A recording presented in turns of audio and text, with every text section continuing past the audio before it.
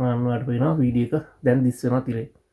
අයිබෝවන් ඔයාලා හැමෝටම අද පුංචි වීඩියෝ එකක් කරන්න ඕන කියලා හිතුණා. මේ කීප දෙනෙක් මගෙන් මැසේජ් කරලා අහලා තිබුණා මේ කාසෙට් වල වීඩියෝ වැඩ කරන්නේ ඒකට සොලියුෂන් එකක් තියෙනවද කියලා.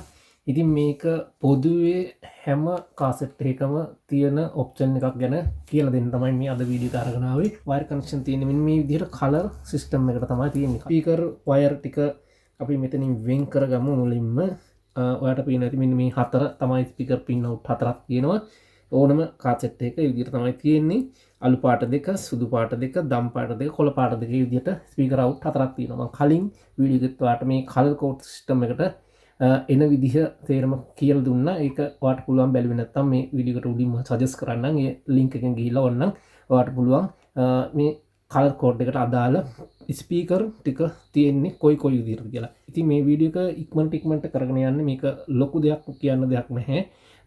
අද මේ ඩිස්ප්ලේ එකේ වීඩියෝ එන්න ඇති එක ගැන විතරයි මට මේක කියන්න ඕනේ. ඉතින් ඒකම මට ආයෙ කියන්න ඕන මේ වයර් පින් අවුට් ටික තියෙන්නේ කොහොමද කියලා.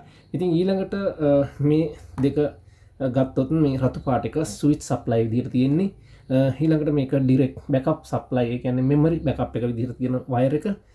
කළු එක රීන සප්ලයි. ඊළඟට තැඹිලි පාට එක කාසෙට් එකේ බටන් වල ලයිට් වයර් එක. කියන්නේ මේකට වෝල්ට් 12ක් දුන්නාම කැසට් එක ඔන් එකේ තියෙන වෙලාවේදී බටන් වල ලයිට් පත් වෙනවා අපිට බලා ගන්න පුළුවන්.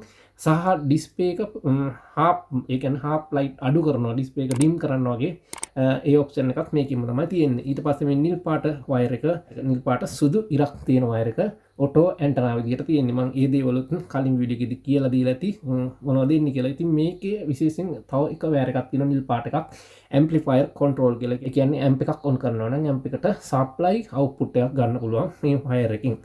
ඊට පස්සේ මෙතන මම මේක ටේප් කරලා වෙන් කරලා තියෙනවා. මෙතන වැඩිපුර මේකෙම ඇවිල්ලා තියෙනවා steering wheel control key 1 key 2 සහ ground එක. ඒක ගැනත් මම වෙනමම කියලා දෙන්නම් ඔයාලට මොකද්ද කියලා. ඊළඟට අවශ්‍ය වෙනවා ඔයාලට මෙන්න මේක දැනගන්න. මේ තියෙන්නේ brake detect කියලා ගහලා තියෙනවා. ඒ කියන්නේ මේක එනවා hand brake කියලා එනවා, නැත්නම් brake කියලා විතරක් කටහන් වෙලා එනවා.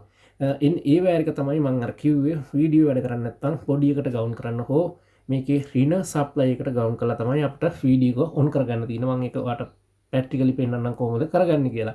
ඊට පස්සේ මෙතන තියෙනවා බෑක් කා කන්ට්‍රෝල්. ඒ කියන්නේ රිවර්ස් පවර් එක දුන්නාම මේකේ කැමරා ඔප්ෂන් එක ඔන් කරගන්න තමයි මේක තියෙන්නේ. ඉතින් මේක රිවර්ස් කියලා ගහලා තියෙනවා, බෑක් කියලා විතරක් ගහලා තියෙනවා. මේකේ තියෙන්නේ බෑක් කා කන්ට්‍රෝල් කියලා. ඉතින් ඒකට වෝල්ට් 12ක් දුන්නාම ඉන්පුට් කරාට පස්සේ ඒ කියන්නේ වාහනේ රිවර්ස් ගියර් එක දානකොට පත් වෙන බල්බ් එකේ ධන සප්ලයි එක ඉන්පුට් කරන තමයි මේ වයර් එක තියෙන්නේ. එතකොට මේකේ ඩිස්ප්ලේ එක බ්ලැන්ක් වෙලා කැමරා මෝඩ් එක ඔන් වෙනවා. රිවර්ස් කැමරා මෝඩ් එක ඔන් වෙනවා. ඒක තමයි මේ කැමරා කොන්ට්‍රෝල් එක තියෙන. ඒ කියන්නේ බෑක් කා කොන්ට්‍රෝල් කියලා තියෙන. මේක රිවර්ස් කියලාත් එනවා. ඉතින් ඒ විදිහට තමයි මේ වයර් ටික එන්නේ. ඉතින් මෙන්න මේක තමයි අපිට මම කියන්න ඕනේ බ්‍රේක් ඩිටෙක්ටර්. ඒක බ්‍රේක් කියලාත් එනවා. නැත්නම් හෑන්ඩ් බ්‍රේක් කියලාත් එනවා. ඒක අපිට කරන්න තියෙන්නේ බැටරි සප්ලයි ග්‍රවුන්ඩ් එකට ජොයින් කරන්න හෝ බොඩි එකට ජොයින් කරන්න තමයි තියෙන්නේ. එතකොට ඔයා දාන වීඩියෝ DVD එකක් හෝ VCD එකක් හෝ USB එකේ තියෙන වීඩියෝ එකක් හෝ ඔයාට වීඩියෝ එක බලා ගන්න පුළුවන් ඩිස්ප්ලේ එකේ වැඩ කරනවා. නැත්තම් ඔයාට එන්නේ DVD එකක් හෝ USB වීඩියෝ එකක් ප්ලේ වෙනකොට සවුන්ඩ් එකක් විතරයි එන්නේ. ඉතින් මම ඒක ඩිස්ප්ලේ එකේ ඩිස් වෙන විදිහ සහ මේක ප්‍රැක්ටිකලි පෙන්නන්නම්. මේක හැමුණාට පස්සේ ඒ ඔප්ෂන් එක වැඩ කරන්නේ කොහොමද කියලා. හරි, මම සෙට් එකට පවර් දීලා ඔන් කරගත්තා. ඔය විදිහට සෙට් එකේ සවුන්ඩ් එක එනවා. දැන් මම හදන්නේ වීඩියෝ තියෙන USB pen drive එකක් ප්ලග් කරගන්න.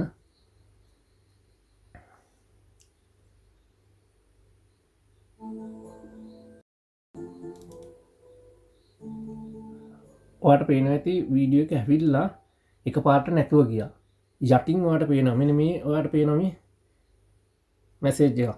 සමහරක් DVD වල නම් මෙහෙම ලාවටවත් පේන්නේ නැහැ. මේක ලාවට පේනවා. මේ මැසේජ් එක අයින් කරන්න තමයි මම අර කලින් පෙන්නපු වයර් එක ග්‍රවුන්ඩ් කරන්න තමයි තියෙන්නේ. ඒක මම ඔයාලට පෙන්නන්නම් මේ පැත්තෙන්.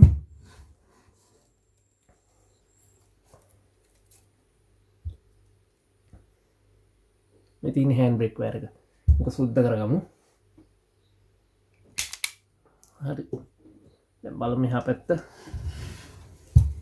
ඔයාලට පේනවා ඇති මම මේක මෙතන වයර් එකක් තියෙනවා බොඩි එකට ග්‍රවුන්ඩ් කරනවා. ඔයාලට පේනවා වීඩියෝ එක දැන් දිස් වෙනවා තිරේ. දැන් ටිකකින් මේක ගැලුවම පස්සේ ආපහු නැති වෙනවා. ඉතින් මේක සමහර සෙට් වල මෙහෙම පොඩ්ඩක්වත් පේන්නේ නැහැ. මේක අමුණනකම් මේ විදියට එන්නේත් නැහැ. දැන් මේකේ ওই විදියට අමුණාම අමුණලා ගැලුවාම චුට්ටකින් තමයි නැති වෙන්නේ. දැන් අලුතෙන් ආපු සෙට් වල නම් මේක අමුණනකම් විතරයි අපිට පෙන්වන්නේ වීඩියෝ එකත් මේ විදියට තිරයට එන්නේ. ඉතින් ඒක ලොකෝටම කරගන්න දෙයක් නෙවෙයි. ඉතින් වීඩියෝ ප්ලේ වෙන්නේ නැති ප්‍රශ්නෙට ගොඩක් අය අහලා තිබුණා මැසේජ් කරලා. ඉතින් ඒකට පිළිතුරක් විදිහට තමයි මට මේක අද මේ විදිහට පුංචි වීඩියෝ එකකින් කියලා දෙන්න ඕනුනේ. ඉතින් මේකේ ඉතුරු වයර් කනෙක්ෂන් ගැන මම ඔයාලට සප්ලයි සහ ස්පීකර් වයර් කොහොමද අමුණගන්නේ, ඇම්ප්ලිෆයර් කන්ට්‍රෝල් කරගන්නේ කොහොමද, මේ දේවල් ගොඩාක් දේවල් මම කලින් වීඩියෝ වලින් කියලා දීලා තියෙනවා. ඉතින් මේ වීඩියෝ එකට උඩින් මම මේ දේවල් ගැන බලන්න ඕන නම් ඔයාලට සජෙස්ට් කරනවා වීඩියෝ එක. වැඩි විස්තර මේ වීඩියෝ වලින් ඔයාලට බලා ගන්න පුළුවන් වෙයි. ඉතින් ඔන්න හොඳයි අද වීඩියෝ එක අවසන් වෙන්නේ. මම හිතනවා මේ දේවල් අහපු අයට නොදන්න අයට සහ වැදගත් වෙයි කියලා අද කියලා දීපු දේවල්. ඉතින් එහෙනම් අද වීඩියෝ එක මෙතනින් අවසන් කරනවා. තවත් මේ වගේ අලුත් වීඩියෝයක් අරන් ඉක්මනටම එන්නම්.